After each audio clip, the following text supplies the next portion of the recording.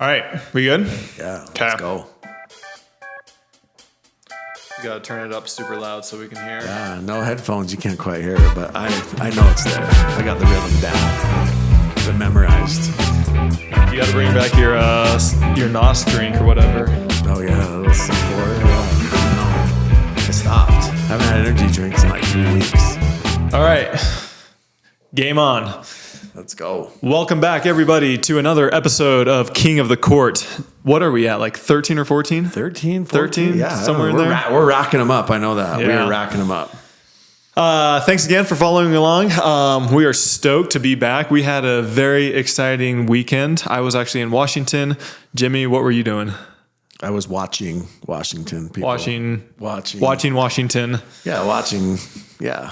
Yeah, we'll get into that right after we talk about our sponsors. First, we're going to start off with our title sponsor, who is the Pickler. Tell us a little bit about them, Jimmy. Yeah, so the Pickler is indoor pickleball facility. Gosh, how many are they up to? They have 7 currently, but they've announced like literally another 10 that are going in all around the country. I heard, I don't know if I can say this, but I heard that the goal is like 120 by 2025 or something. Yeah, they have very ambitious goals. I think Yeah. it's over 100. Whether or not they get there is a different story, but they do have goals to get to over 100. Yeah, it's wild. I mean, it's the premier indoor pickleball facility. They spare no expense on these. The layouts, best thing I can say is the layout is perfect. You know, you don't feel like there's plenty of space on every court, right? I feel like the best way to describe it is every court is a championship court. And the lighting is super on point. Lighting is money. You have fences everywhere, so you're not chasing balls. There's walkways, there's carpet, which keeps it a little bit quieter, a little bit cleaner. I mean, the Pickler, the indoor facility, it's top notch. I would say it's like the lifetime of indoor pickleball facilities. It's that country club, that health club feel. Yeah. And another really cool thing is, I mean, they have so much going on, but they also have an e-commerce platform called thepicklershop.com. And they also sponsor us, and they sell pretty much every single paddle, bag, balls, anything pickleball related you can get there. And so they've given us a code KOTC for our viewers. And if you want to use that, you can save a little bit of money. It supports them, it supports us, and you're getting a really good product with great customer service. Yeah, love it. I mean, obviously I use the Pickler shop and our code. So Crown Pickleball. We love these guys. They were actually our very first sponsor. Yeah. They came in with us. They believed in us, and we love them for their support. They make a great product. They make these balls. They're the OG KOTC sponsor. Yeah. Really appreciate them. Check them out. These balls are awesome. They're super economical. And the really cool thing about them is they do not break nearly as quick as the other balls might that are on the market. They stay round. We were in Washington this last week, and it felt like at least once a match we were going through a ball. So had we been using a ball like this, I don't think we'd be switching out balls as frequently. Yeah, love Crown. I've used them in all my rec matches since they become a sponsor, and big fan.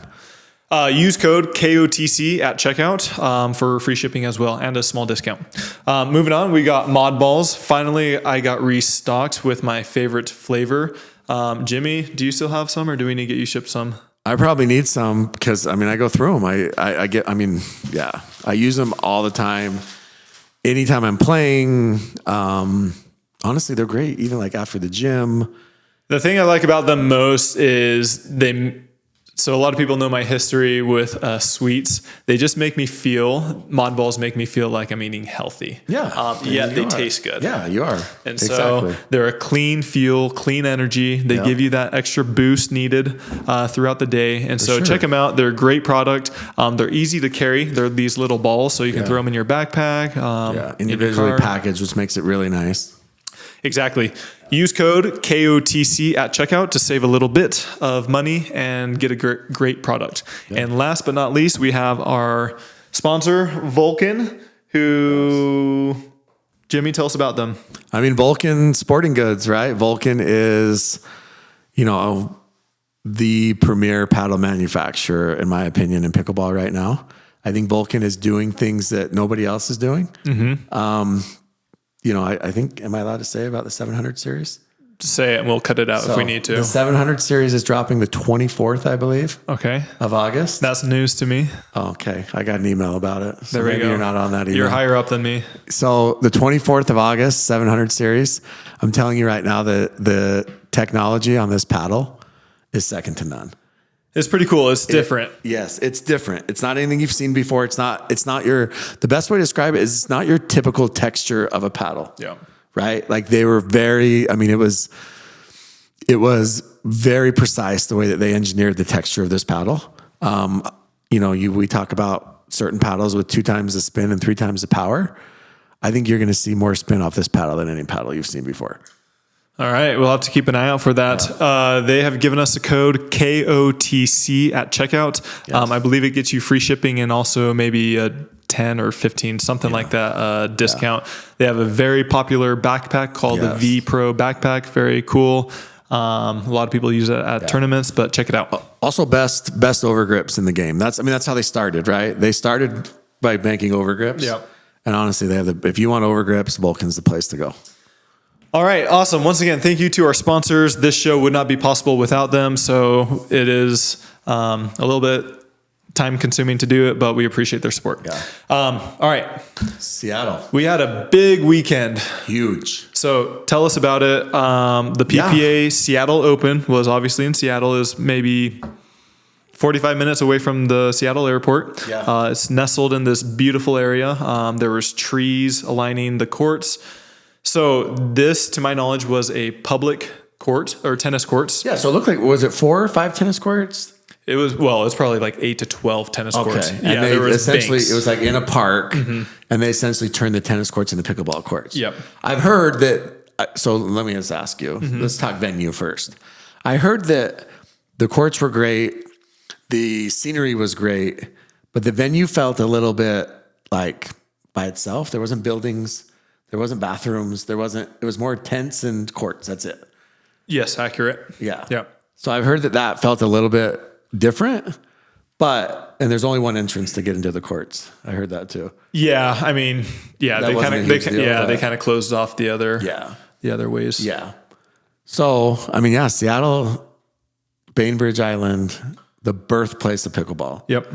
I saw PPA made a little video. They took a couple pros to that first pickleball court, like they were in the driveway. They took them to Founders Park. Yeah. Where they had some courts. They played some games up on top of the Space Needle. I did see that, yeah. All sorts of things. They first time in Seattle? For me? No, for PPA. I believe so, yeah. Yep. They blew it up. They made it a big event. I think that's what the PPA needs to do. You want to make it an event. You want to get the community involved, especially when pickleball is the official sport of the state of Washington. Yep. And you had a ton of pros from Washington, right? Leia's from Washington. Connor Garnett's from Washington. Yeah. Riley, everything's Riley's hometown. I feel like he plays Arizona. It's his hometown. Texas, his hometown.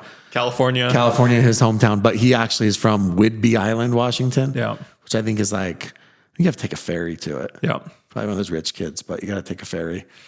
So he's from there. Tyson didn't play, but he's from there too. So yeah, I think it was awesome. I think it was a homecoming for a lot of people. I heard the weather was perfect. Beautiful. It was like 80s. 80s. Perfect. Yeah. Yeah. Great weather. Were the shadows bad? They were on some of the courts, yes. Yeah. Yep. So they were on some of the courts. Yeah. Very like harsh. Grandstand court. It was almost hard to watch because of the shadows. Grandstand or championship? Grandstand. Okay. It was almost hard to watch because of the shadows and the sun and so I'm sure for you guys it was even worse. But getting into results, I think that's the biggest thing. Cool. Let's just What do you want to start with? Singles? Well, let's go in order. Let's go men's singles, okay?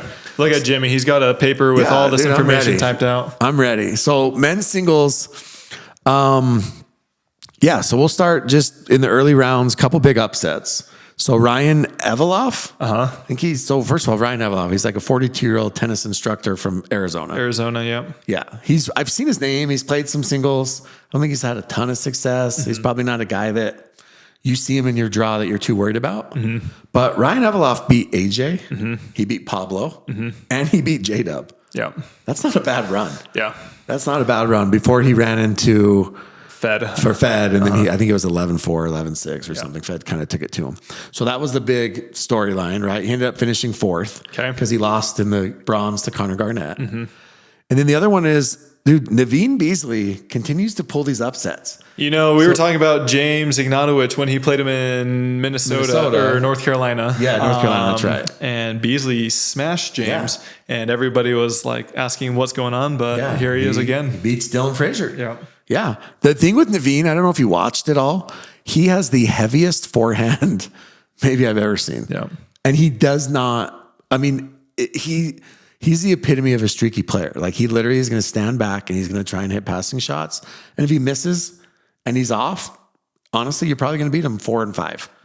But if he's on, that's when he pulls these upsets. In his first game against Dylan, I think he lost 11-6 and then he got hot and he beat him like 11-2, 11-3. Yeah.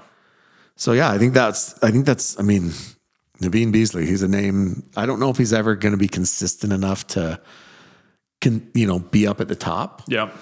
But yeah, he's tough. The other guy who we've all talked about, I think he's going to be a force for a long time is Jame.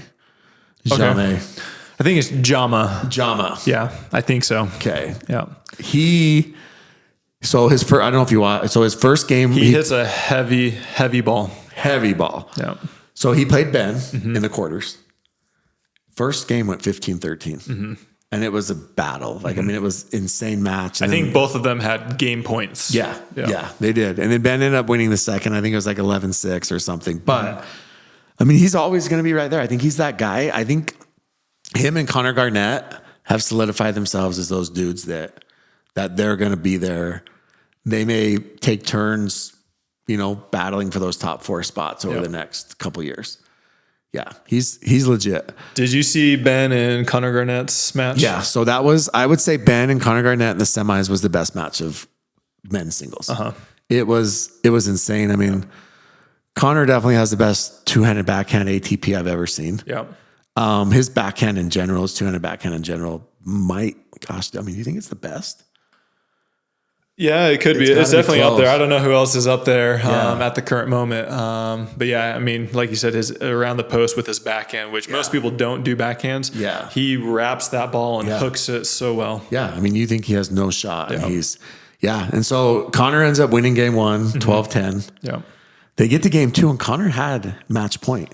I think I talked to Ben briefly afterwards, and I think he said that Connor had two match points. Yeah, it was 10-8. Connor had 2 match points. And Connor missed, by the way, Connor went for a two-handed backhand down the line, and he missed it by maybe 2 inches. Yeah. Maybe for the game winner. And then Ben came back and ends up winning game 2, 14-12. Yeah. And then game 3, I think was 11-8 or 11-9. Ben is so tough. I mean, I'm going to toot my own horn right now, but I beat him in Cincinnati. And when I beat him, I had I'm not joking, maybe 7 to 9 match points. Yeah. And Ben just does not give up. Yeah. No. He does not give up. He is super difficult to actually seal that victory over. Yeah. And so anyone who has a chance, they have to take it. Yeah. And Connor was definitely not going to. He was going to take his shots, and he wanted to win the match on his own paddle as opposed to, on Ben making a mistake. Connor was going to hit a winner. And he missed by a couple inches, and Ben came back, and Ben did what Ben does. He ends up beating Connor, and then in game 3, Game 3, up 11-8. And then Fed kind of cruised, honestly, all the way to the championship. He beat Evolov. I don't think Fed really had a super tough road. Yeah, I can't remember his route, but it seemed like in the finals, Ben was just too much. I mean, Fed had some great points. Fed has beaten Ben, I believe, once, right? Once, said. And I don't know if did you see Fed's jumping overhead? I saw the highlight. It was pretty sick. Like, that was. Yeah. Can you teach me that? No. Fed said he would teach me. I could try to teach you, but it won't work out. Fed said he could teach me, but he'd have to charge me a lot of money. A lot of money. Because I can't jump. Yeah. Yeah. So, that's not very nice. No. So Ben won 11-4, 11-6. Ben wins another singles title. One other thing, your boy Christian Alshon, he lost second round. To who? To Jame. Yeah, Jama. that's a tough draw. That's a tough matchup. Can we have him on the pod just to pronounce his name for us? Yeah, just a 1 minute clip. Because I listened to another pod, like I was just listening to clips of it, and they were calling him like Jamie. That's probably like they were. He's funny. I like him a lot. He's got a very interesting story. I'd love for him to tell how he's able to travel around to so many of these tournaments. Really? Yeah. Is he like a drug smuggler? Something to that effect. Okay. Yeah. He'll say it. He's not afraid, but it's very funny. Yeah. So anyways, so he ended up beating Alshon 11-1, 11-8. Yeah. That's tough. Yeah. So I think those tears are still streaming. Okay, moving on. Women's singles. Women's singles, I think the big storyline, here's the wildest thing about women's singles. There was literally not an upset, really. I mean, there's a 6 and a 7 or a 5 and a 6. But the biggest storyline is Leia. Yeah. And Leia Jansen announced that she was retiring from singles, which I don't know if I believe her or not, but she announced before she... the semis. Once she stamped her ticket to Championship Sunday, she said, this is my last. So after her semi, she announced that. Okay. Which makes me think had she not made Championship Sunday, she'd probably come back. Because do you think that'll actually happen, that she'll stay away from singles? I think she's going to stay away for a while. I do think it's taking its toll on her body a little bit. Because singles is her best event. Whether she likes it or not, she's in almost every single finals. Yes. She's always playing Anna Lee. Yeah. It's good publicity. It's good money. Yeah. But a lot of people don't realize, most people don't realize the impact that singles has on people's bodies if they're going far. Do you think... Because like you, right? You pick and choose your singles events now. Yeah. So I used to do a lot of singles. I was doing really well, and then I got injured, and then I've never really made a full comeback. And so moving forward, I'm just going to kind of pick and choose the bigger ones. Do you think that if she stops playing singles, her doubles will get better? Because now she'll focus on it. You would think so, but I don't know if that's always the case. Okay. You would think so. Yeah. I mean... plain logic would say yes, it should, but I don't know if that's always the case. There's a lot of people who have done similar things, and I just don't know if they've gotten better. Yeah, that makes sense. But I think, Leia, she says she's going to focus a lot on doubles. So. Yeah, I know Leia trains crazy hard, and I know she trains crazy hard for singles because she knows where she is at singles, and she knows it's her best event, and she wants to stay on top. So if she takes that and channels that and puts it into doubles. Mm-hmm. You would think that she would do well. Yeah. Singles. The biggest thing is it was AL over Leia. She did win the first game against. She won AL. The first game 12-10 after trailing 7-4. Mm-hmm. And in fact, I think AL had 10. It was up 10-8. Yeah. And she came back. She won 12-10.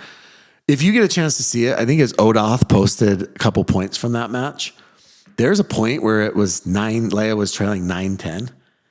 And it was honestly one of the best singles points I've ever seen. Leia, Leia was just phenomenal on that, And so, she wins 12-10. The second game, Annalie, I think.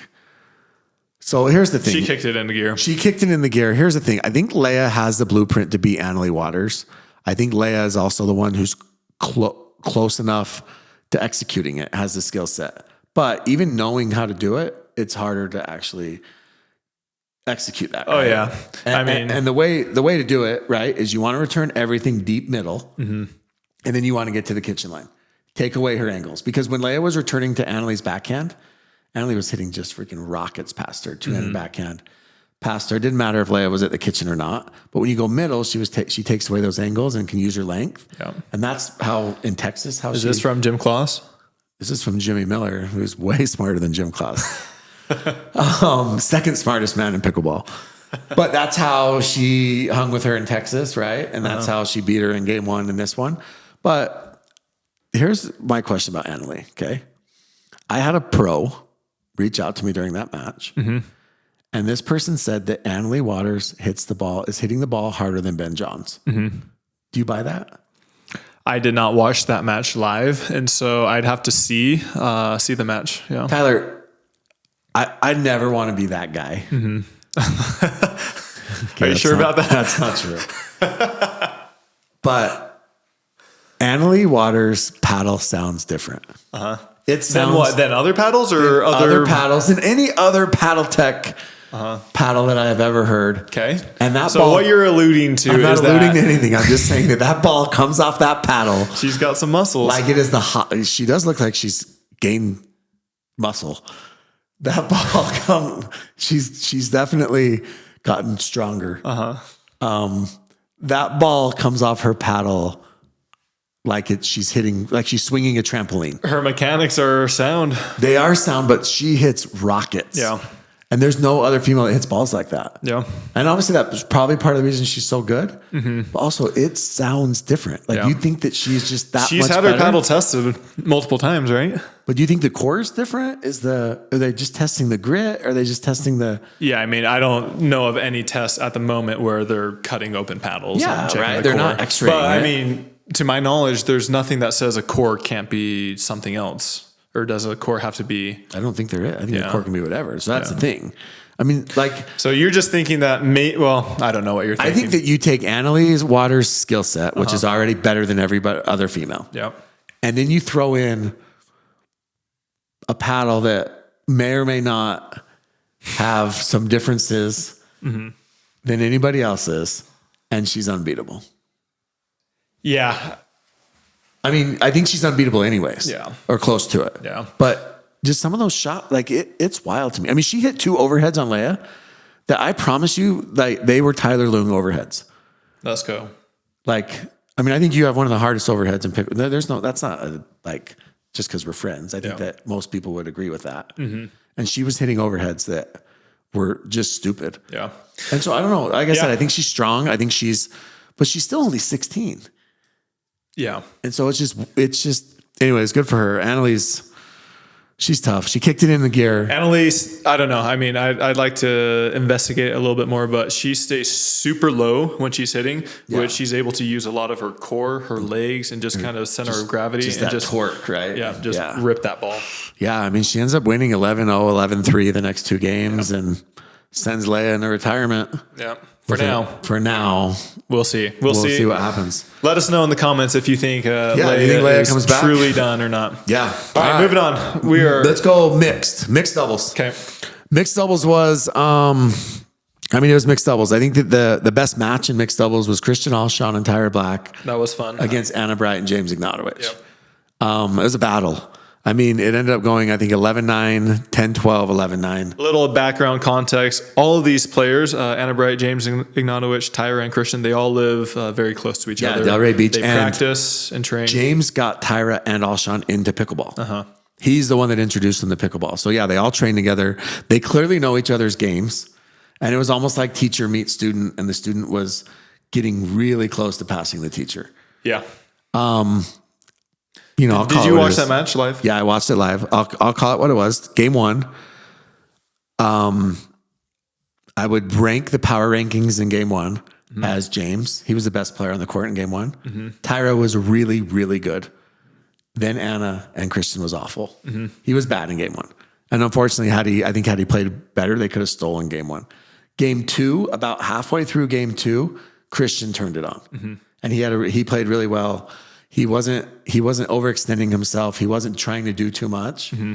Tyra stayed steady. Honestly, Tyra outplayed Anna Bright in this whole match, start to finish. She was the better player than Anna Bright. And then game 3 was a weird one. It was like I watched game 3. Yeah, it felt like nobody wanted to take it. I don't know if James Ignatowich hit a third shot. He couldn't hit a third. Made a third shot. Made a third shot, yeah. He couldn't make a third until match point.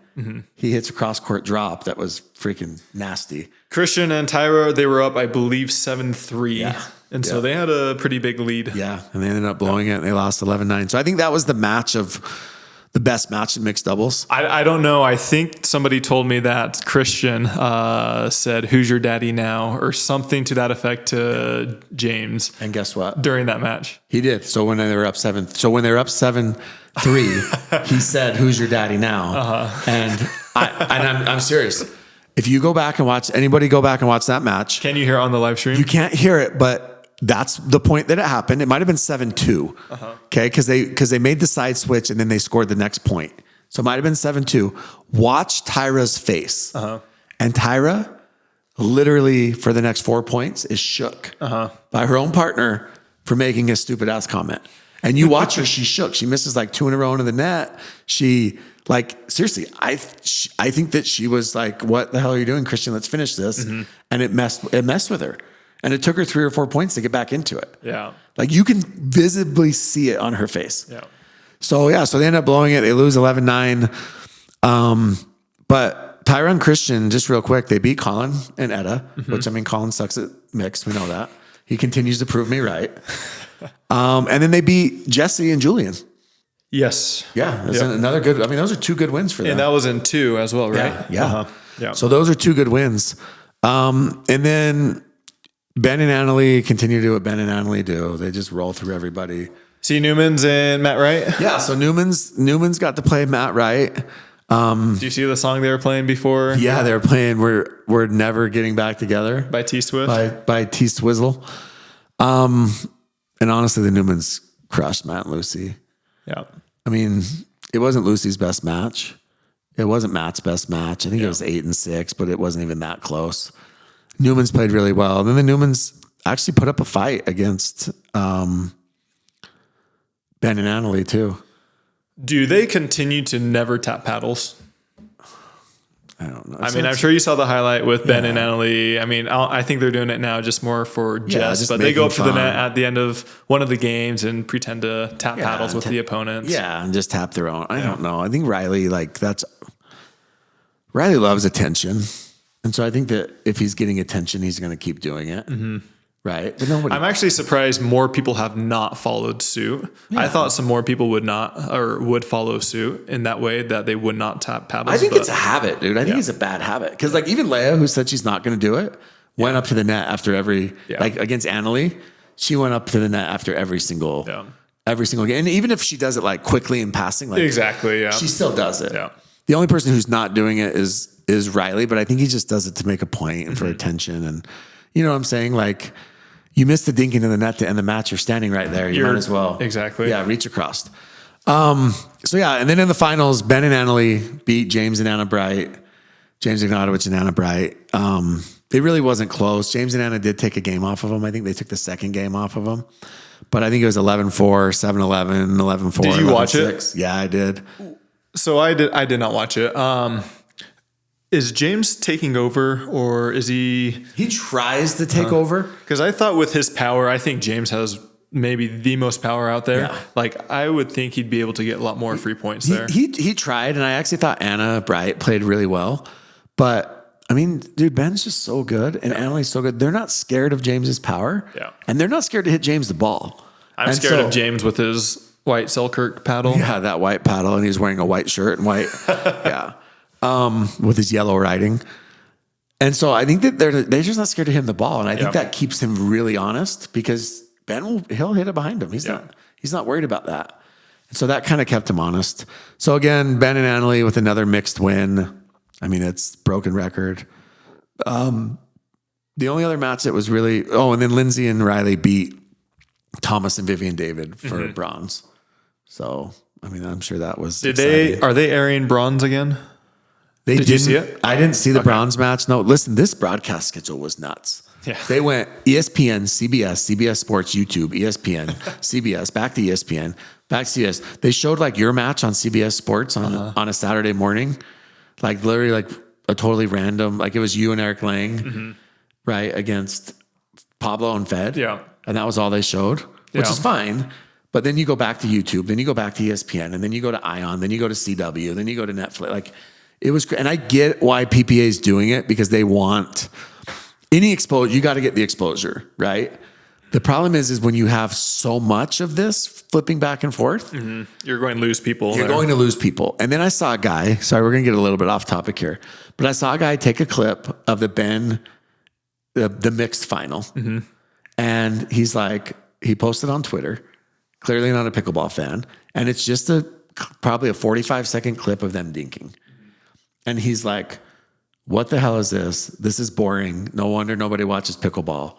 And it ended up getting going viral, like 5,000 likes and all these comments like, yeah, this is awful. Yeah. Nobody wants to sit and watch this. I'd rather watch cornhole. And obviously he was very selective in what he chose for a reason. But the point is, it's tough because I get that they want to be on national TV. I get that they're trying to have that exposure. But like when you're freaking tape delaying the semifinals just so you can be on TV, that's a problem. You can't tape delay a semifinal. Like nobody wants to watch the semis the next day when we already know the results. Yeah, I think it's actually a tricky balance because what you said, they're doing it purely for exposure. Yeah. I know their YouTube viewership, and just their engagement, and they're making a good amount of money just off of YouTube. Yeah. And so the only reason that they're going to these other channels is for pure exposure. Yeah, for sure. They're not making money off of it right now. But like you tune into YouTube and there's 8,000, 9,000, 10,000 people watching. Yeah. I'm going to guess that CBS on a Saturday morning, you're getting a lot more than that for sure. Yeah. And so it makes sense, right? Expose people, get people interested. I think they're trying to be strategic in how they lay it out. But obviously, a lot of people did not like the switching back and forth. No, and I think the people that don't love the switching back and forth are the diehards and the purists. They just want to watch on YouTube. They want to sit there all day. They want to watch one thing. Where the casual fan that's flipping the channels and sees pickleball, that's who they're trying to capture. Yeah. They know that the purists will find it, right? Like the diehards. The Discord commenters, the YouTube chat commenters, they'll find it no matter what channel it's on. Yeah. So unfortunately, you guys are not the audience right now. They know that you're not going anywhere. Men's doubles. Men's doubles. Men's doubles was really interesting. Yeah, this was the first tournament with Matt and Riley splitting up. So there were a couple upsets in there. Yeah. So Riley and Julian ended up playing. But we'll start with the biggest thing. Okay. Pat Smith rolled up his sleeve. DJ Young cut his sleeves off. Yeah. And they went and beat Ben and Colin. And it's not a bigger upset than Newell and Locklear, right? No. But even with how Pat Smith's been irrelevant for 2 years ever since he stopped playing with Jay. Like, honestly, a little bit. He's been irrelevant. We can say it. I mean, he didn't even get drafted in Challenger. Yeah. Like that's where Pat Smith's game has gone. No offense to Pat, but that's how far his game has gone. Uh-huh. And yeah, him and DJ. But DJ has always had the potential. Yeah. DJ has been that guy that everybody says if DJ gets hot, he can beat anybody. And DJ, I was talking to him before. This whole year, he's kind of been playing left and right. Yeah. And he said, I'm wanting to play left side. Yeah. And I think with Pat, he did play left side, right? Left, yeah. Yeah, because Pat's right side queen, right? Yeah. So, yeah, they ended up beating him in 3. They lost game 1. I think in fact, it was on grandstand court. So there wasn't any commentary. And then once they got close, they kind of split screened it. But they got rolled in game 1. I think they lost 11-4. It really wasn't close. Ben and Colin were doing whatever they wanted. And then, they just freaking got hot and they ended up winning. Then there was like 11-5, 11-7 the next 2 games. Good for DJ and Pat. And the other great thing about DJ and Pat, they didn't stop there. They ended up winning bronze. Oh, wow. I didn't know they... Matt and Jay. Yeah, okay, awesome. In the bronze medal match. Yeah. So yeah, it wasn't like the Newell Locklear where they won and then they ended up dropping the next one. Or when Mario Barrientos and Austin Gridley beat them and Austin made all these blog posts about it. Are those still up? I'm sure they are. I mean, just like Christian, how I beat the world's number 1. Yeah. So that was a big win. And then I think that's probably the best match in the entire tournament just because it was such a huge upset anytime Ben and Colin go down. And then Pablo and Fed, you guys played Pablo and Fed in the quarters first. No, round of 16. We had a tough draw. That's right. We had a really tough draw. Rob Cassidy first. Yeah. Yep. And then you ended up playing Pablo and Fed. And they were both 11-9, right? I think it was 12-10, 12-10, or 10 or 11-9, 12-10, something like that. They were all close. They were both close. Yeah. Really good games. It was on CBS Sports. I thought you and Eric played well, dude. We did. I thought Eric was very aggressive, which was a good thing. And I think he just missed on a couple that would have, been the difference in the game. Yeah, I'm happy with how we played. Yeah. There's a couple points, like you said, maybe a little bit more patience, but I think had we won the second game, we had our opportunities for sure. Yeah. I think it would have been a little bit different. Obviously, Pablo and Fed are a very tough team. They took second. But we were right there. We lost 10-10 or something like that. Yeah. So I mean, you guys are right there. I think Eric was pretty happy with this performance because I think this was his first tournament since he kind of announced that. Yeah, he's going full time. Is he from there? He's from Oregon, or he lives in Oregon, but it was only 3 hours away. So he had quite a bit of family there. So that was good. Yeah. But yeah, he just loves playing pickleball. Yeah. It's awesome. I mean, yeah. And he's long and I thought he played well. One thing real quick, going back to Ben and Colin, something that you always say, you said this a million times. If you're going to beat Ben and Colin, you got to beat him early. You got to beat him in the early rounds because they get settled in. Right. And that's what happened. Right. I mean, they got beat in the early rounds. I mean, the quarters, but yeah. Men's field is so deep. I mean, Dude, even Spencer Smith and Gabe Tardio beat freaking Thomas Wilson and Declan Barr. Yeah. Like there's no gimmies anymore. Even our first round with Rob Cassidy, who it was our first round. I mean, it was a close match. Yeah. Yeah. There's no gimmies. I think that was one upset. Pablo and Fed end up beating. So Riley plays with Julian for the first time. So they end up beating him in 3. I think the last game, it was like 7-11, 11-7, 11-4. The last game, at the end of the match, Pablo and Julian go to the net. We're kind of barking at each other a little bit. Were they? Or were they just talking? They were talking about something. It looked like Pablo's pointing at something. So yeah. So, I mean, that was a big, I think that was a pretty big upset. Yeah. Be interesting. This was Riley's chance. Ben and Colin are gone. Yeah. Right?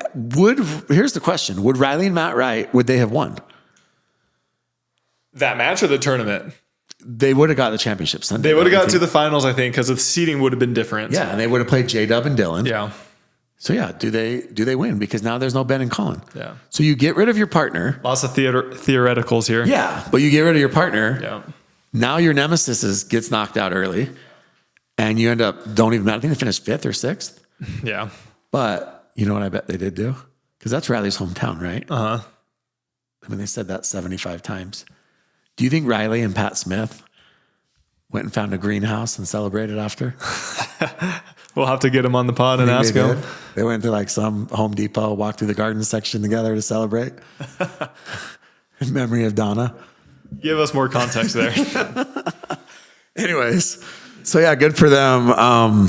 So then Fed and Pablo against, I'm going to call them team consistent. J-Dub and Dylan, they just do what they do.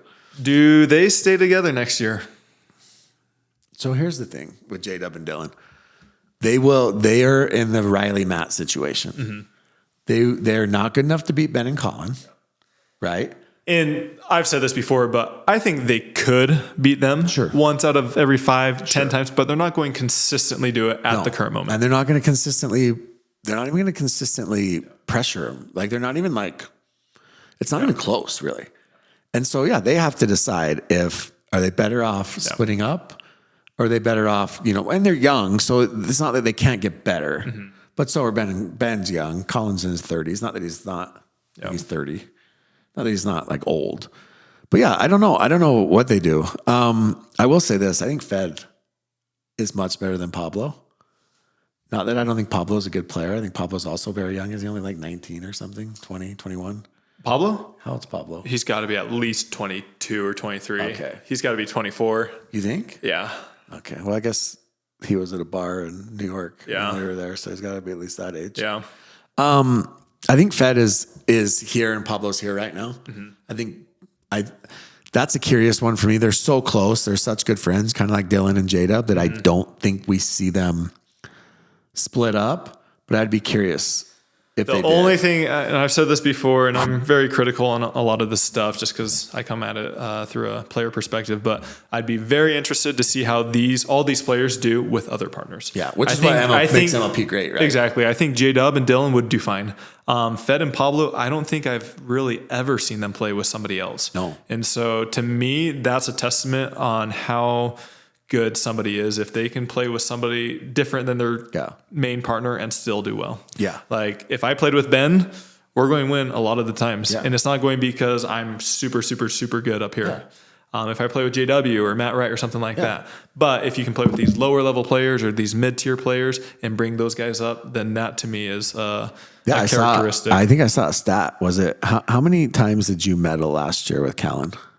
A lot, yeah. I think I saw somebody mention that you have more medals. We got the most bronze last year. In PPAs. You have more podium finishes with somebody that wasn't drafted to premier challenger than anybody. That's kind of impressive. Not that Callan's not a great player, but there was 24 GMs that didn't think Callan.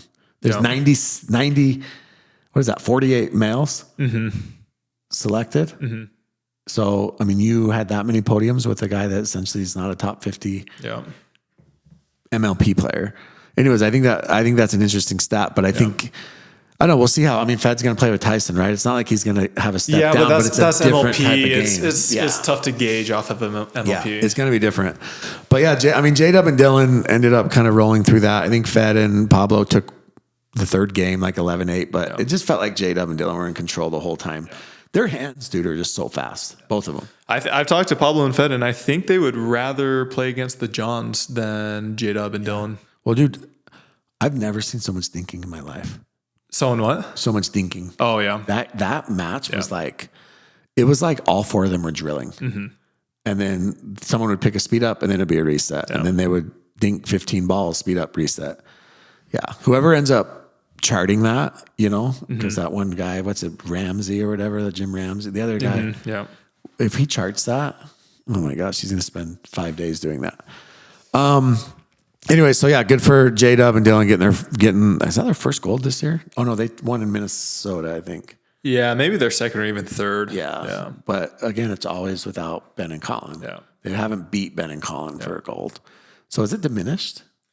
I don't know if it's diminished, but I mean, the players know. Yeah. I mean, if you're just a random fan, oh, that's awesome. Congrats. But like my grandma thinks I'm really good at pickleball. She has no idea that I won a 3-0 tournament. Exactly. She thinks I'm so good. Oh. I mean, it's still good. There's still good competitors there. Yeah. But I agree.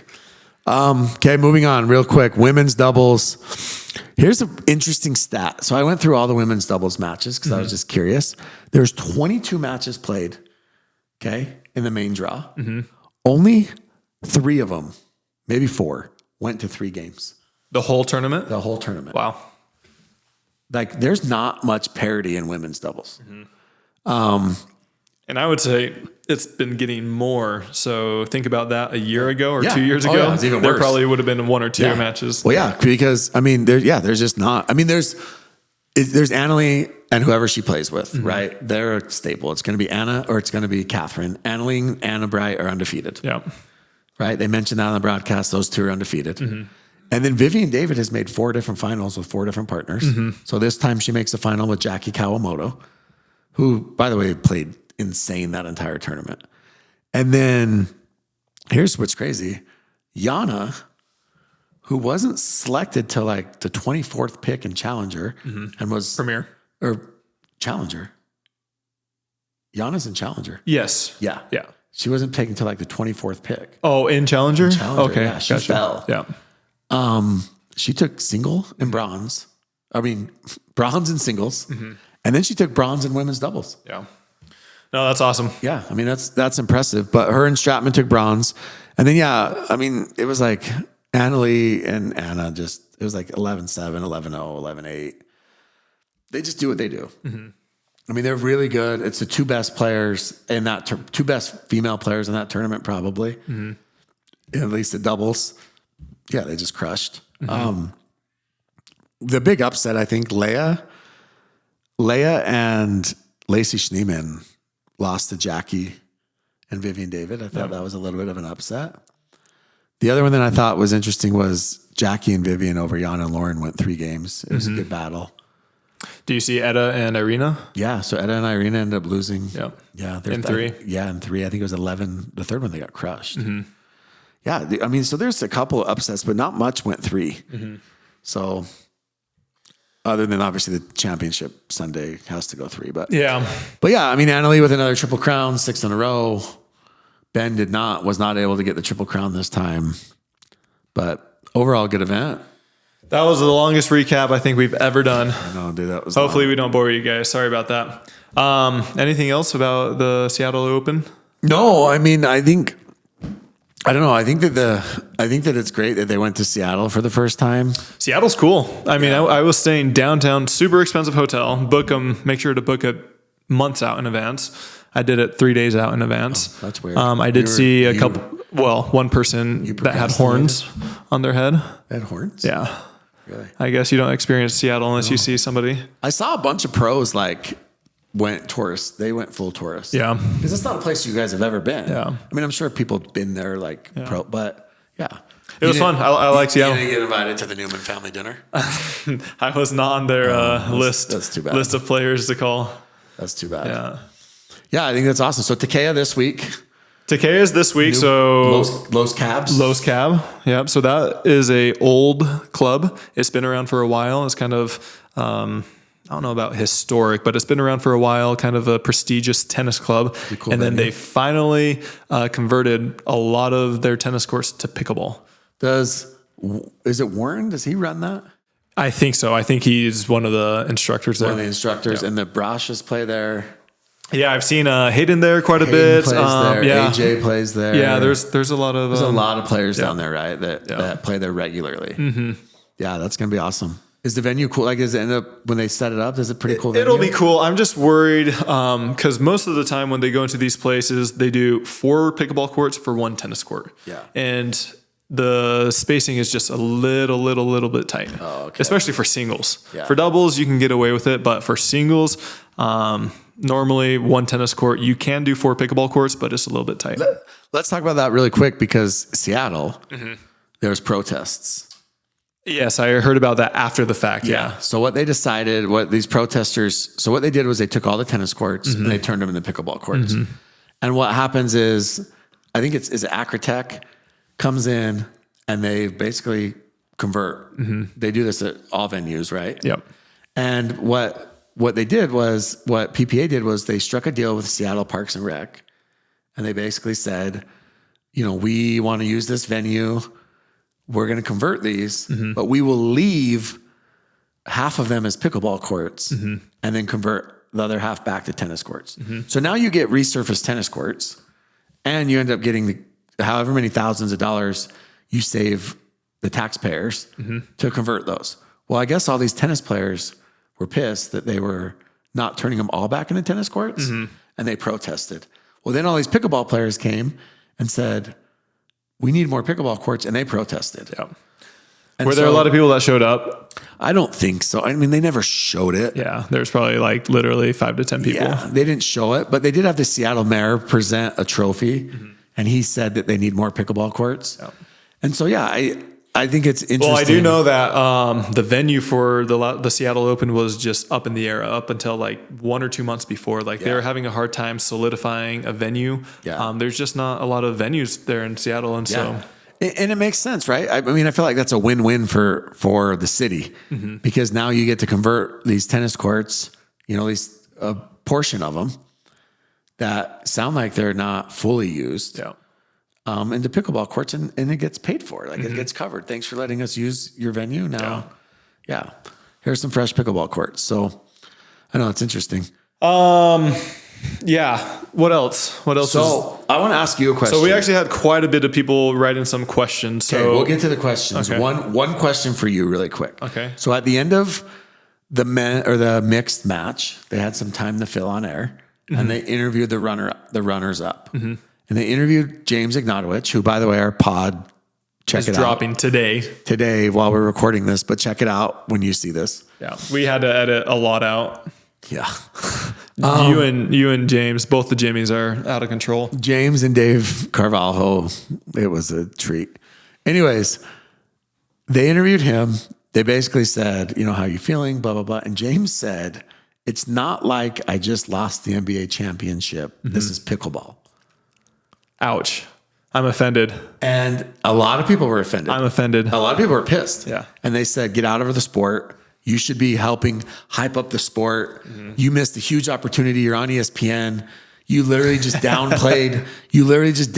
The sport. And then he had some people come to his defense that were like, it's just good perspective. It's perspective. And we know James has tweeted after losses before about like, a year ago I was driving for Uber Eats. Like, I'm just happy to be here. Yeah. So he does seem to have a lot of perspective, and that might be his way to cope with it too. Yeah, it might be his way to cope. I think James is very self-deprecating. If you talk to the guy, like we were texting back and forth when he was going into the mixed finals, and I said something to him, and he replied with a comment, and then he said, I may not win, but you know, like he's just very self-deprecating. Yeah. But what do you think about that? Do you think that was a missed opportunity? I think it could have been a missed opportunity, but I don't think it's as bad as everyone is talking about. You're not running to the forums to... No, I don't run to the forums.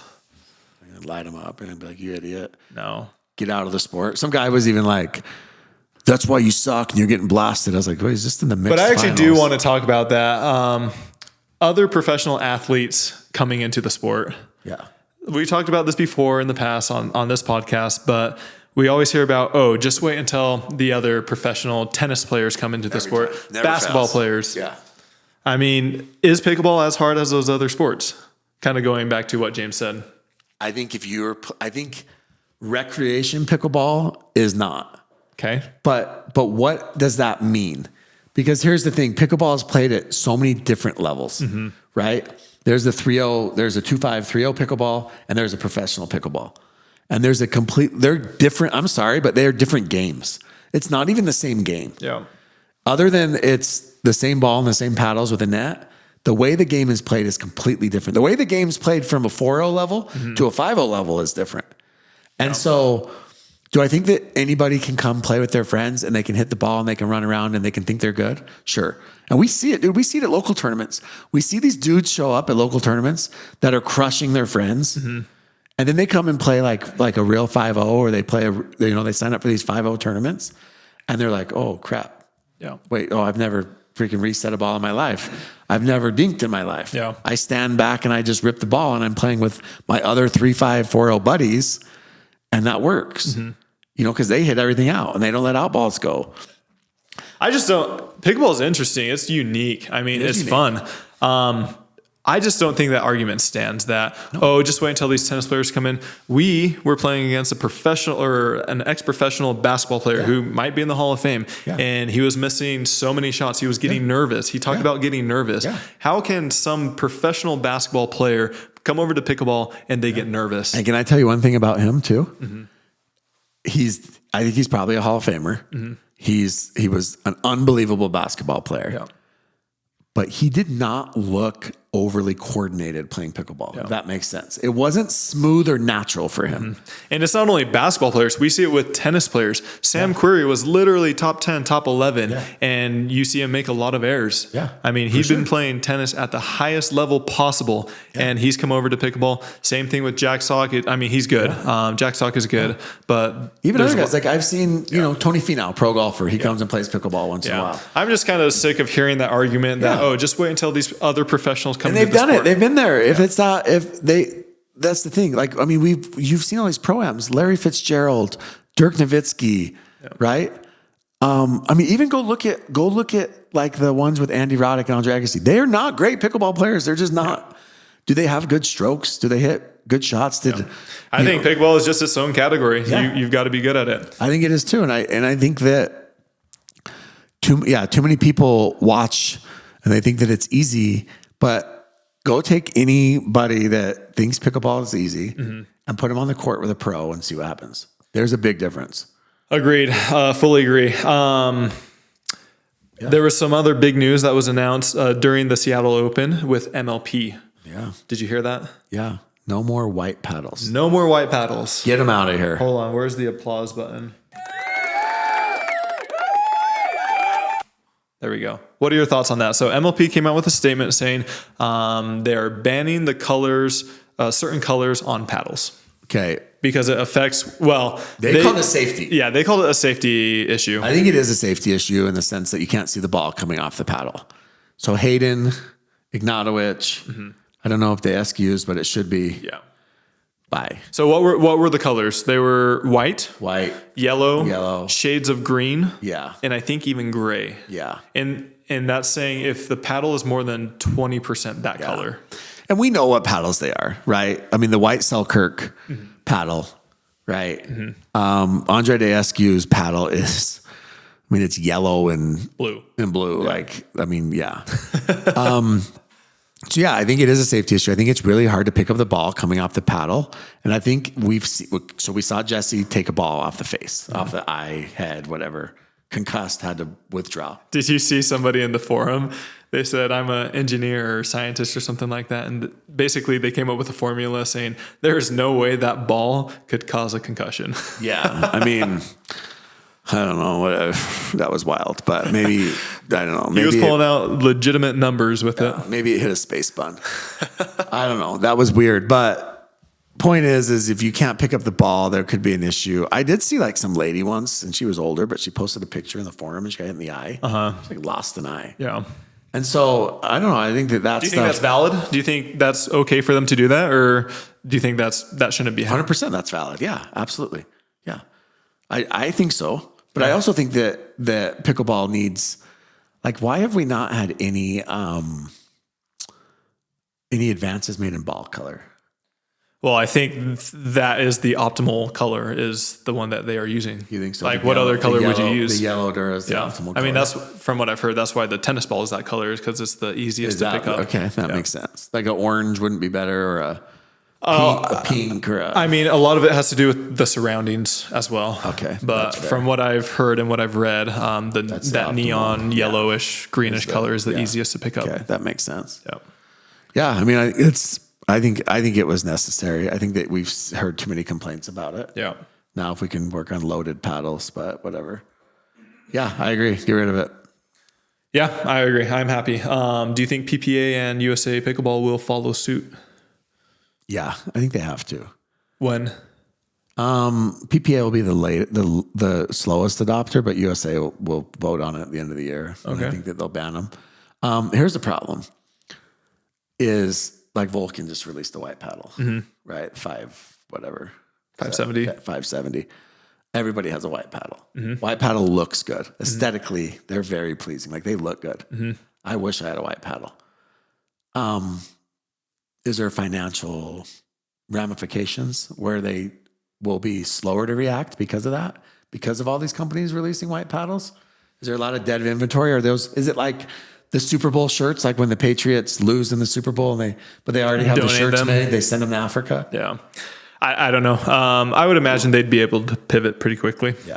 Yeah. And like you said, for the amateur rec player, I don't think they'll notice that much. It's at the highest level where literally we're talking about tenths of a second that make a difference. At the lower level, when they're dinking these balls 5 to 10 miles an hour, that's not going. Have you ever thought about wearing eye protection? I've actually thought about it, but a lot of people won't agree with this, but I feel like when I wear that, I'm actually a little bit slower because I know that I have face protection. So if I don't react to it, it's just going to hit the glasses rather than my face. Do you remember when you got hit in the eye at that birthday party? Jordan Dayton's. Oh yeah, that was insane. That was the only time in my entire life Did you get a black eye? No, it wasn't my eye. It was like really close to it. But that's the only time in my 9-year career. And granted, it can happen at any moment. Yeah.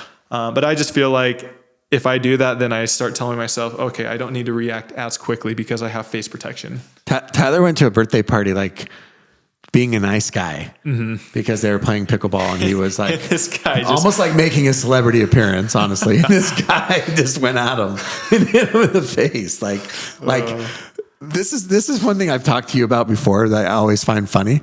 And I've noticed that even when like 3-5s play 4-5s, is they feel like this is their chance, right? Like, this is our chance. And they go so freaking hard. Yeah. And they go it's tough because you as the pro, best shot. Yeah, you get everyone's best shot.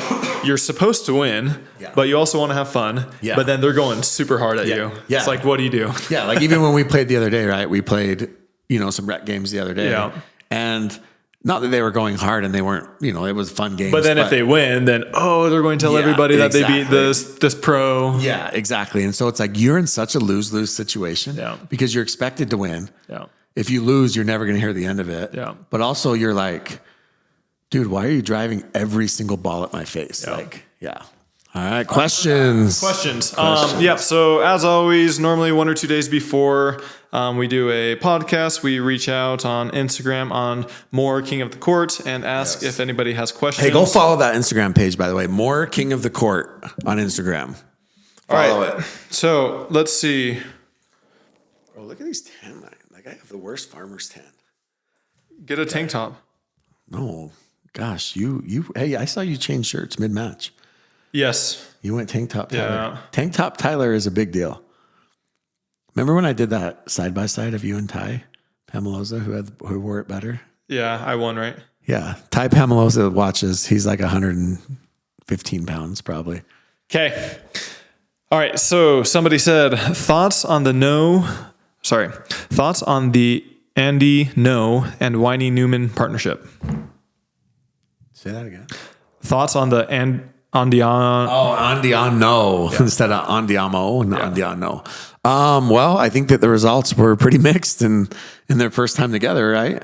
I mean, they finished 5th, 6th, tied for 5th, 6th. No Johns brothers because the Johns brothers lost. So obviously they try to go up. Do you think there's a viable way for them to get into the top 3? Yeah, I think they'll get better as they play more. But the reality is, you lost to Pablo and Fed. It wasn't like they lost to J-Dub and Dylan. Yeah. Right? Not that Pablo and Fed aren't good, obviously great players, but I don't know. I just think that like he's taken himself from the clear cut number 2 and he's moved himself into that 5 to 6 range. And can they get better and can they win once in a while? Sure. But he's playing with AJ this week, I think. Or is it TOC he's playing with AJ? TOC, he's with AJ. Okay. I was supposed to play with AJ, but AJ dropped me or switched, however you want to say it. But now you're playing with Hayden, so that's better. You win. You win that one. Yeah. And I'm going to go talk so much crap with Hayden. Hayden and I are going to absolutely burn stuff down at TOC. But yeah, I think there was very mixed results. I've never been a big fan of Julian Arnold. I don't think he's elite. And I think that's right about where I'd expect him and Riley to finish most of the time. Okay, I have another question. Do we want to do it after the questions or do it right now? Your question? Yeah, it's a separate question rather than the questions. Do it right now. All right. So with MLP, that's the talk of the town. A lot of people like it. Yeah. Players, when they want to sign up for MLP, like the draft pool, they have to fill out an application list or page. And you have to, exactly. I know all about it. And you have to state a bunch of things, your accomplishments, your left, right-handed, just everything like that. Should players have to disclose outside information? Example, if you've been to jail, if you've had DUIs, if you are, for women, if you're expecting to become pregnant, stuff like that. Do you think that that information should be disclosed? So here's my thought. Okay, if we look at this like the larger sports, okay, the 4 big sports. So let's go NFL, even NBA. There's a combine. Okay, and at the NFL combine, they get every single one of your medical records. Okay. Right. So even if there were females in the NFL, they would 100% have you take a pregnancy test. Right. Not that they would. If you were a female in the NFL, I'm sure they would. They would want to know that. That would be discrimination. I think there's got to be discrimination there. So I think it's very much a fine line, because just because someone's going to have a baby doesn't mean that, like, it's hard for you to not draft them. This is where it gets interesting. But you are going to, but if you are going to, like Brooke Buckner, right? You are, if you're she got drafted, right? She did. And then she didn't get cleared for a myriad of reasons. And so now she, instead of missing, I think she was already missing one event, and now she's missing another event. Yeah. But had GMs known that, that's a very different situation. But is it a discrimination? Exactly. That's where it's a gray area. But I think if you can't travel out of the state because you have a court appearance for a DUI, you should disclose that. I think that if you have an injury, right? I think if there's some sort of injury that you're nursing, and you're like, Chuck Taylor, it's pretty well known that you had back surgery. Sure. right? Yeah. I think that if you're like, okay, Chuck. Yeah, I mean, that's, yeah. And as a GM, you need to do your research, right? You need to call these players. You need to talk to them. But can you call a player and be like, But what if they don't? are you sexually active right now? Sure. You can't really ask that. Yeah. I mean, they all are, right? It's a PPA. They're all freaking lunatic frat boys. But like, truthfully, I don't know what you can and can't ask. Maybe we need an attorney on it. Yeah, let's get an attorney at. Could Sam Flaxman, he's not an attorney, but would he know this? Maybe with his new role. Yeah, I'm just curious what you can and can't ask, because I think you should disclose that. Mm-hmm. Right? I mean, you already disclosed that you suck at mixed and singles. Why not disclose? But yes, I think injuries, I think criminal cases, I think... What does criminal cases entail? Is that accusations, or is that if you spent a night in jail, would that count? If you got arrested a year and a half ago for public intoxication and it doesn't affect your status, whatever. Right? But I think if you have ongoing pending investigations, yeah, I think you need to disclose that. Okay. But nobody's going to, because one, they're not asked to. Number two, it's going to cost them money. Yeah, unless there's consequences of them not. Unless there's consequences of them not. Like if you don't disclose it, there's like in the NFL, right? You find out a guy beat up his girlfriend in college, you draft him, they cut him. Yeah. Right? If you had that ability to just cut somebody like that, I think that people would be more likely to disclose it, and then they would want to work. If you're a high enough level player, just like in all sports, unfortunately, the better you are, the more leeway you get. They would be willing to work through it with you, more likely to work through it with you. But that type of information, depending on what it does, it affects everything. It affects your reputation. It affects possibly your draft pick. It affects what team you play for. It's a big deal, right? And I mean, do you need to disclose that stuff to sponsors? Probably. Yeah.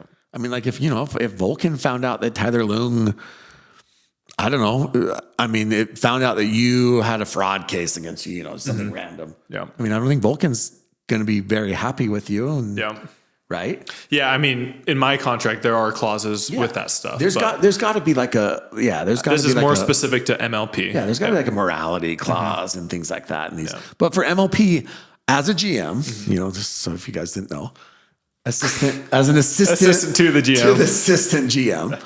I would really like to know some of that, because there's also little things like there's a player that said he couldn't play an event. And then he actually was offered a pretty large sum of money because he was going to be out of the country to not travel and to stay and play in that event. So he disclosed that he wasn't going to be able to play that event. Yes. And then he went back and he said, this was in season 1. He said, I'm not going to be able to play an event. And then he was drafted anyways because he's a very good player. And then his GM or owner or whoever said, hey, I will give you this much money, because this player was traveling or something. I'll give you this much money to not travel and to play that event. Problem is, because he'd already disclosed that, he can't go back. He can't go back. So there's another player in season 2 whose draft status fell pretty significantly. Honestly, I think he probably would have been top 5 pick. Fell because he disclosed that he can't play an event. Well, now he can play that event. And he wasn't. And is he able to play that event, or is he out of that? It's in review. It's in litigation review right now. If he can or he can't, they're trying to decide if that's a precedent they want to set or not. And that's interesting. I think that's a really interesting point, right? Because if you're like, oh, I already agreed. For example, if Tyler Lung's like, I already agreed to go to the Cayman Islands and teach this clinic. I'm going to get paid $5,000 to do it. $10,000 to do it, right? I'm going on a vacation with my family. You already planned it pre-MLP. It's been a year in the works. People have already signed up for this clinic. And you're like, so I can't play. And then your owner comes to you and says, Tyler, I'll give you $25,000 to play. Yeah, sorry, Cayman Islands. Right? And that's the interesting thing, is like, where's that gray area? So I think once it's disclosed, they got to stick with you not playing it. Because it does affect draft It affects everything. And injuries, same thing. Like we said, injuries, I think it affects it. The pregnancy thing is very, very hard, because like Corinne Carr, it was clear she was pregnant. I believe she disclosed. She was disclosed totally it. fine. Yes. There was another lady in this season that disclosed on her comments that she was pregnant. But there was, I think, somebody in season 1 that they did not know she was pregnant when they drafted her. And then they ended up having to cut her and, or in the shuffle draft. And then there's somebody in this season who did not disclose she was pregnant. But then that goes back to the the case, did they know or did they knowingly not Yeah, disclose? maybe they didn't. And the thing is that something that is it discrimination? If you're like, I'm not drafting you because you're pregnant, like, I don't know. Pregnancy is a beautiful thing. We're bringing children into the world. We're Exactly. future pickleball players, right? But it does affect your ability to do your job if you're going to miss events. So then it makes it tough. That's one I'm not touching, dude. That's like, Well, I think you did touch it. after you talked for 5 minutes. that's one that I shouldn't have touched. I'm sorry. All right, now we're going back to the Not questions. my body. Do whatever you want.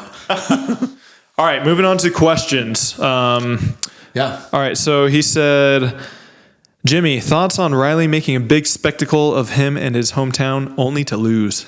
Yeah. I mean, like I said, I love, I don't know why, but I like watching Riley lose. I think that Riley makes these weird, cringy videos. I think he tries to be like a fan favorite, and he tries to like be like that fun, but it's just not his personality. And so I don't think it's natural for him to do it. I know that sounds weird, but I just don't think it's natural. I think Riley wants to be a loner, and Riley just wants to be this cold-blooded killer on the court, and he doesn't really need friends. Okay. That's kind of the sense I get. And so, yeah, I think it's great. He made this big, stupid, cringy video about new partners, and we made everybody wait a week and a half, even though we already knew. You were following along? Well, we already knew who it was going to be, right? It wasn't a mystery. There's only so many people that would actually play with him. I'd play with him. Yeah, I know, but I know he didn't call you because you're my friend. And so I just think that we knew who it was going to be. He makes these big videos. And so, yeah, now he's back in his hometown, his first tournament without Matt Wright, and he gets fifth. Yeah. So, yeah, I think, like I said, I think when Riley loses, we win. Jimmy and Tyler versus Zane and Thomas. I'm assuming they're referring to a pickleball match. How do we do? We beat him. We win? We win. Does Zane have his serve or not? His Zane No, it's saw? illegal for a reason. Because that was the only reason certain people were good. So it's illegal. So we get... I've never seen Thomas play, but I know that Thomas played some pro. He played pro. He did pro, and he said that one of his only pro wins was over... Oh, who did he say? I can't even remember who it was. It was someone decent, though. Did you see the comment about when we went on their pod, how Thomas sucks the life out of every pod he's on? No, but I saw lots of comments about me. And what? Just like... We changed the view for a reason. Like, people are brutal, bro. Like, they're brutal. They will find anything and Like, go at it. Like, man, I can't read comments anymore. Like, I have feelings. I really do. I promise. Like, sometimes. Okay. Yeah. Somebody said, do you have any tournaments this year with Callan Dawson? As of now, we don't. This year's kind of been crazy. Originally, we had quite a few tournaments this year, and then I would say, I haven't really talked to him too much, but I would say a lack of miscommunication kind of put us where we are right now. We did have a couple more. We were supposed to play in a couple more, but a lack of communication. You need a manager? Maybe, if they could actually get their job done. Are you going to offer? Do you want me to manage you? Are you going to get stuff done? Dude, I've been hooking people up. Like, I literally been hooking it up for people lately. All I right. feel like I'm good. By the way, if any females are watching this, Hayden needs a mixed partner for Cincinnati. Cincy. Okay? Why do you guys hate Tyson so much? Time to squash the beef. Do you hate Tyson? You know what I hate about Tyson? What? He was in Salt Lake yesterday and he didn't call me. Oh, yeah. I wish I would have known. You should have invited him to church. Oh my, dude, I would have He loved. would have loved it. I would have loved to show up to the Pickler where he played in West Jordan. With your wrestling gear on? Yeah, with my head. I put on my, what I call it, my singlet and my headgear and be like, "Hey, Tyson." I would have loved that. But he was here. Yeah. He drilled with a couple pros, a couple guys we know. I mean, I'm disappointed that nobody called me. Nobody told me. I'd have loved to have taken him out to lunch. My beef with Tyson is that I don't think he's authentic. And I'll just leave it at that. You don't want to expand on that? Well, I just don't like people that say one thing and then do another. Okay. Right? And talk out of both sides of their mouth. Be who you are. If you want to be legit and real and you don't like me and you... I actually like Tyson. He's funny. He's really funny to talk with. He's got some great stories. I'm sure he's great. Yeah. But don't shoot a text and say, "I love your pod," and then tell someone else you're going to check me out. Okay. Right? Like, it is what it is. And yeah. And also... Should we have him on the pod? No, because honestly, it'd be the best podcast he's ever been on because this is boring. Can we get Megan on the pod? Megan is the highlight of that show. She's been talking more on his than he has. She's the highlight of that show. Yeah. 100%. Okay, kind of on the opposite end, who are the nicest players on tour? Tell me what you think. You talk to a lot of the pros, then I'll give you a couple. So I think that Deescu just seems like a beacon of light. Really? He just seems like, at least on Twitter, that dude has a new quote every day. Well, he's just quoting people. But I've never actually talked to him. I would say the pros that I have talked to, Kawamoto's are, Jackie Kawamoto is like, Outside of me. well, yeah, I mean, obviously you are, but Jackie Kawamoto is like just Jackie or Jade? Jackie. Jackie's the righty. Okay. She just seems like, I don't know, just a very nice person. We had Lucy. We just did a pod with Lucy. She's funny. She is very funny. Yeah. And Lucy, like in talking to her, she's told me, I don't want any beef. Yeah. I don't want any problems with anybody. Like she always calls herself, too old or whatever. She's like 30, but she's like, I just don't want to. Yeah. I don't want any of that. Lucy's super sweet, super nice. I mean, I don't think there's anybody that we have talked to, like, that I've talked to that I haven't, Tyson, obviously, Riley, Julian Arnold, that we, Anyone else? I mean, I can keep going, but for the most part, people are good. People are good. They're good people. I would agree. I think most people are what they say they are and what you see. Yeah. I mean, Vivian, she's known for being super nice. Vivian David is a freaking, yeah. I would say right now, and obviously things can change, but Connor Garnett is super nice. Dude, Connor Garnett. Super nice. So we hung out with him in New York. Yeah. He's a freaking stud, dude. Yeah. Like that guy is nice. He's always happy. He's always smiling. He's super funny.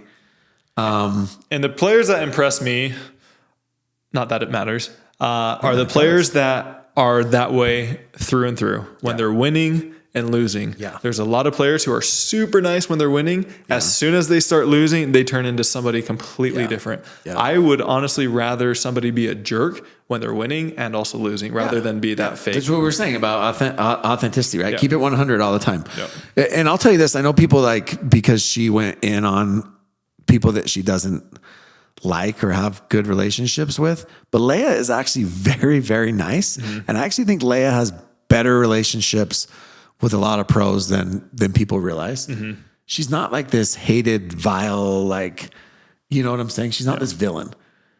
Leia's, she's super nice. And maybe if you're on her list. Yeah. Yeah. So. All right. Do you think Utah ends up in the Mountain West? Please let that happen.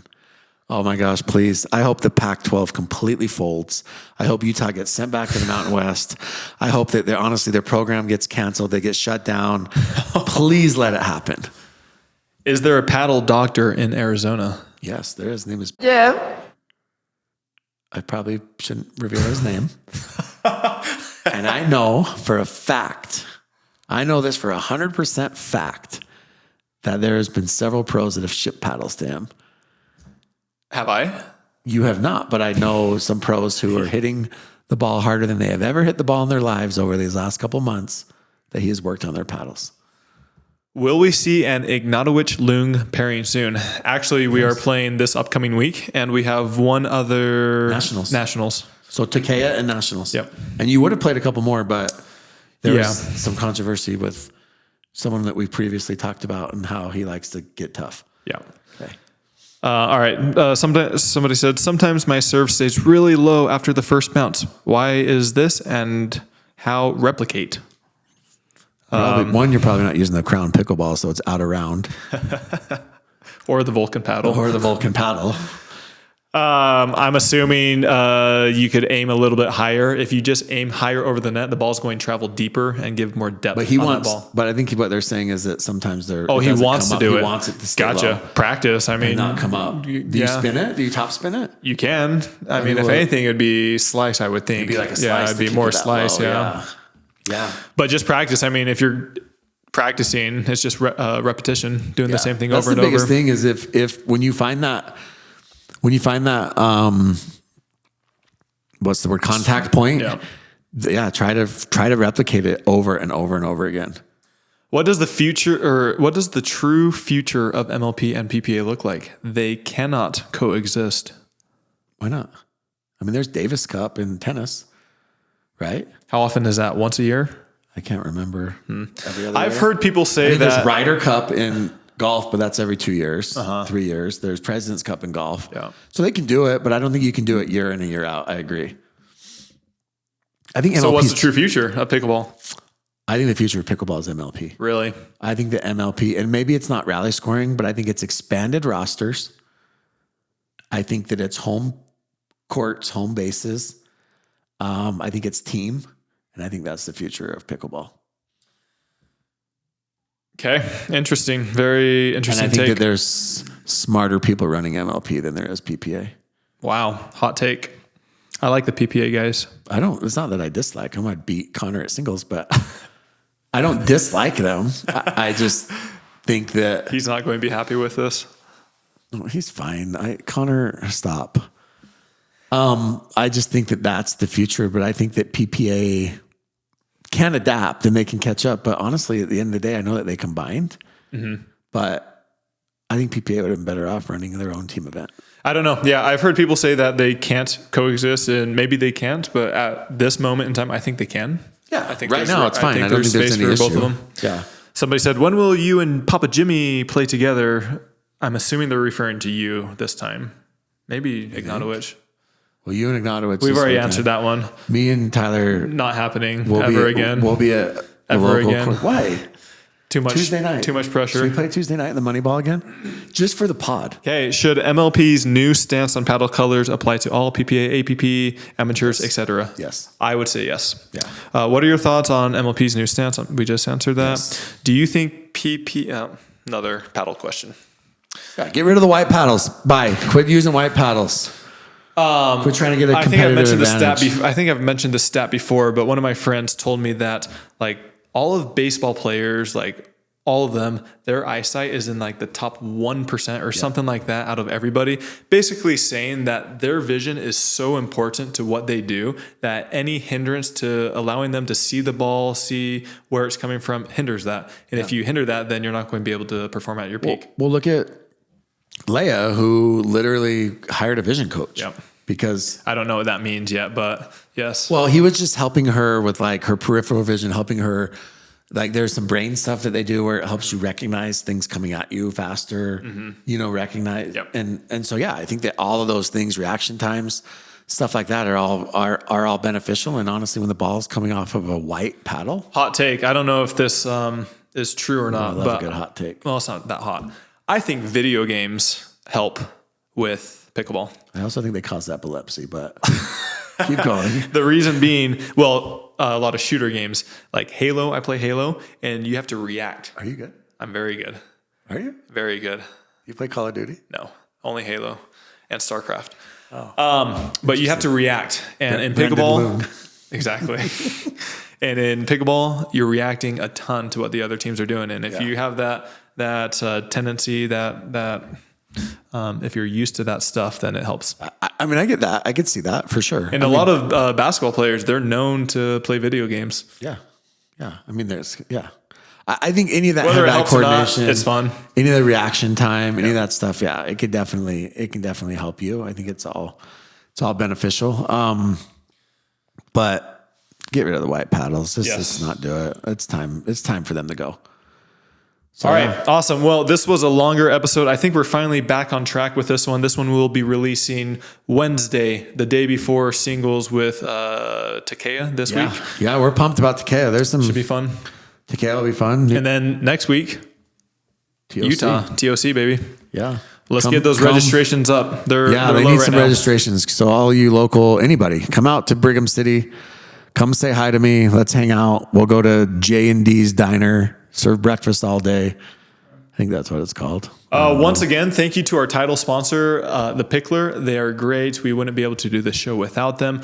Go check them out at thepicklershop.com for your next paddle, backpack, balls, anything, and use code KOTC to save yourself some money. Support us, support them. Next, Crown Pickleball, our longtime sponsor. If you need any pickleballs, check them out. We've been talking about them almost every single episode. How about our guy, Sir Paul Douglas, playing with Crown? I think it was on the 4th of July or the 24th of July, and they said they played with it all day. Love it. Yeah. Next, we got mod balls. Go get yourself some mod balls. They taste great and it's healthy for you. It's going to fuel you up for the day. Sorry. What podcast are you on? Yeah. Speaking of that podcast, real quick, before we sign out, he was bashing the MLP production, right? The guy that does this on his podcast the whole time. Uh-huh. He was bashing the production of our draft in the MLP, which we had to put together at the last second. Yeah, with the dink. Mm-hmm. And I don't know the dink had it planned out, but then essentially you had to go with a cell phone and a tripod at the last minute, which is very impressive that they even got something up. But he's bashing it, and he's literally sitting in front of a fence. And he's bashing production, and it's this, and he's bashing production quality of the MLP while the dude's sitting in front of a fence. Get out of here. Anyways. All right, next, thank you to Vulcan for your sponsorship. If you need any paddles, bags, any gear, use code KOTC at checkout to save yourself a little bit of money. Hey, those V-Pro bags, I promise you, they are the best looking backpack on the planet. The V-Pro, go get one. Yes, use KOTC. And rumor has it, I might have told a couple people over there we need new colors, and they're looking into that. So that's a big rumor. Yeah.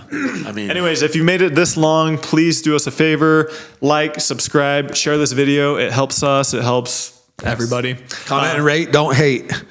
You can hate. You can hate. What color are you wearing today? This is I don't know. Grape? There's freaking blackberry, blueberry. Yeah, there's Twitter handles making fun of me now. Oh yeah, that's when you know you made it. I can't Twitter is wild. They got so many parody accounts. Yeah, there's literally a couple of them that make fun of me, and I'm whatever. Do you? All right. See you guys. Thanks.